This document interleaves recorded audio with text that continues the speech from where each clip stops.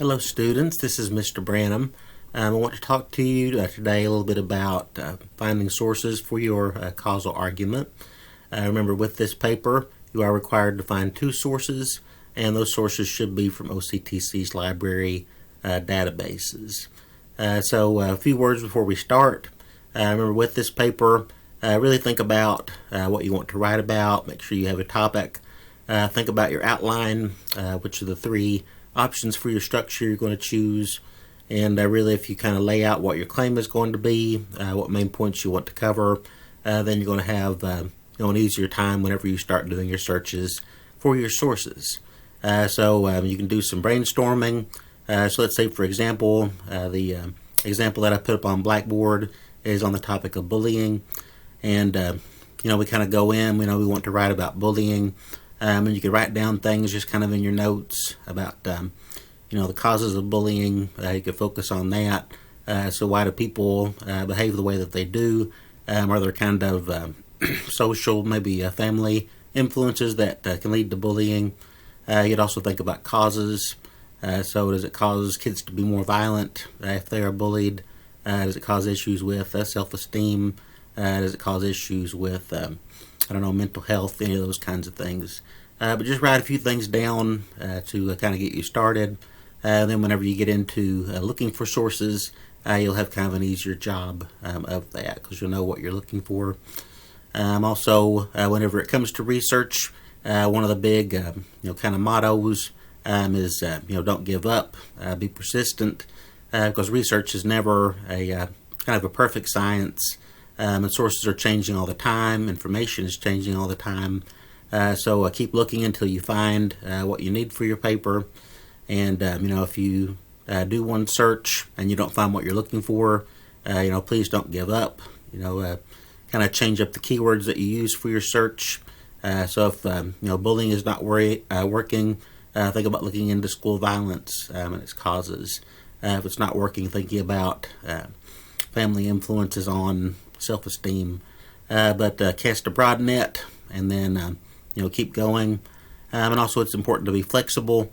So with this, you're just kind of getting started with this causal argument topic. So it's possible you're still kind of making your mind up about your position. So you may read through some things in your research and your sources that will kind of push your opinion on the issue one way or another. But let that happen. Go with it. Because one of the points of doing research is that it kind of helps us to clarify our positions on important issues. So if you read something that's different from your opinion, it's okay to include it. And also, don't be afraid of sources that disagree with you. One mistake that a lot of early composition students make is that you look for sources that are exactly what you are arguing or the points that you want to make. You can also get sources that disagree with you, because remember that you're going to be doing a rebuttal section, so you can summarize some of the opposing arguments in those sources that disagree with you, and then respond to them with your own opinions, experiences, observations. But let's get into it. So your sources will come from OCTC Library's homepage. So let's go over there. And let's see. Let's get to the homepage. And the easiest way to get to the library's page is just to go to the main OCTC page and do a search for library. Click enter. And then it'll be the first one that you have in your list of results. So click on library. And then when you get to the library's homepage, scroll down. And if you see this video, the young woman shelving books, it's just below that. So here we have the menu of the databases that OCTC Library offers. And you can kind of read across the top. You can get information from articles, videos, and photographs, ebooks. We also have the help with research and questions option, where if you have trouble doing your research, you can talk to one of our librarians. I think they have a live chat feature where you can do that as well. But with the work that you're doing for English 101 and your causal argument, you're probably going to focus on one of these three here at the top. So these are our biggest databases. They have the most variety in the types of sources that they catalog, and each one has a little bit different coverage. So again, if you do your first search and you're not getting the results that you're looking for, don't give up. Just check one of the other databases, and it's a good bet that you will get different results. So let's go ahead and jump in. So let's say we're writing our paper on the topic of bullying. We're looking for some sources, so I'm going to start by going to Ebscohost.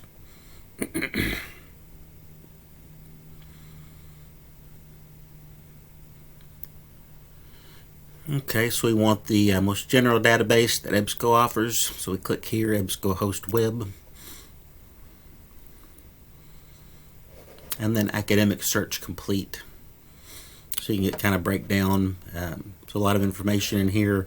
Over 7,000 peer-reviewed journals, full-text periodicals. Then we click here.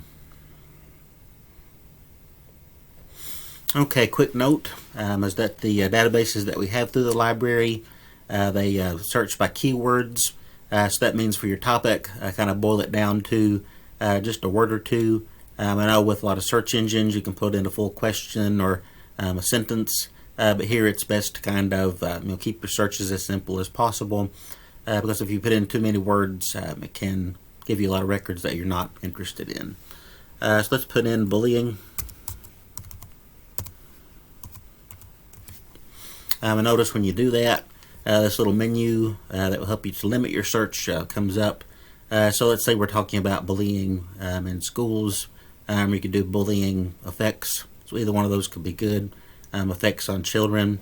So let's just go to bullying in schools.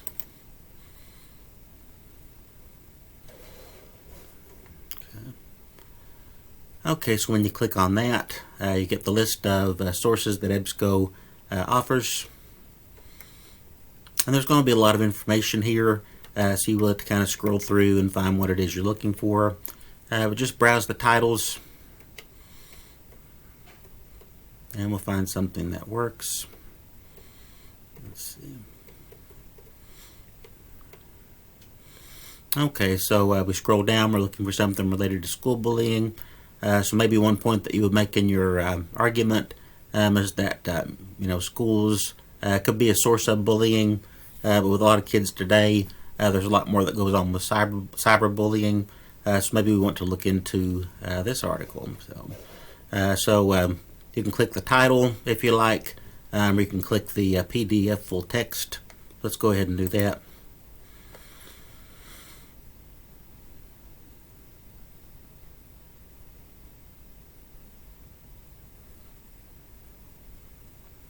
Okay, so it looks like this is a longer source, but that's okay. So you can kind of come over here, browse the contents of the source, and find what it is that you want to use for your paper. Okay, so we have that. So this is the full text of the article. So 5 pages, you can scroll on through. Okay, looks like an article in kind of a popular magazine. So we do that. And also I want to show you that we have some tools at our disposal. So you can look over here and look at this button that says Cite. So if you click Cite, then this list comes up, and you can scroll down. So you have to have a works cited page in MLA format. So if you come here down to MLA 8th edition, you'll see the works cited entry for that source. So there's everything that you need to include. I'll do kind of a companion video to this one where I go through more detail about what you need in a works cited entry. But just so you know, at this point, that's what you need.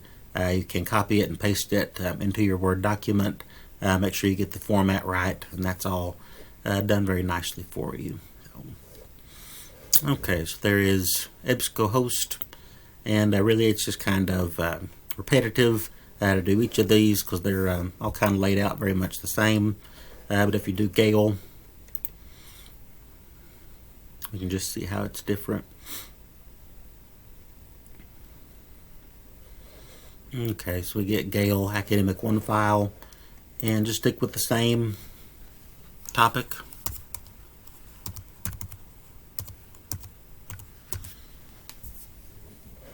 So let's say bullying in schools. There we go. So school bullying.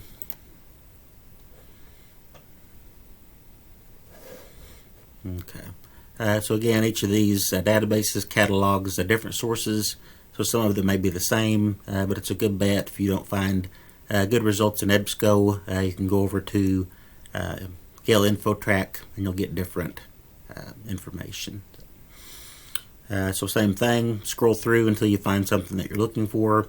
It looks like for this topic, Gale probably is more on point, more focused on what we need for the argument. So again, if you don't find good results in one database, then go and search another. Okay. So this is funny. It's kind of a demonstration that whenever I started teaching this class 20 years ago, this took me 2 days, and we'd have to go down to the library and really pull everything off in paper. But the librarians have worked really hard to kind of make this information very accessible to you. So everything that we used to just have to get in the library, we can now do from home. And just kind of as a general note, if you have any trouble accessing the databases, which you shouldn't have, you can contact one of our librarians. John Letzel is an excellent source. You can email him at john.letzel, L-U-T-Z-E-L, at kctcs.edu. He manages our databases, so if you're having trouble with access, just email John and he can help you. So those are mainly what you'll need for this assignment. There are other features that the library offers, but we'll not cover everything because whenever you get to English 102, you'll probably get more information about doing research and documenting sources than you ever wanted to know. So let's see one more just in case. Okay, so I think that's enough for this video. So if you have any trouble with your searching, let me know. I'm happy to kind of work through it with you. And again, remember those big ideas. Be persistent. Don't give up. If you don't find what you're looking for immediately, change up your keywords, change up the words that you're using for your search, or check a different database. But okay, so if you have any questions, send me an email at matt.branham@kctcs.edu, and we'll say see you later.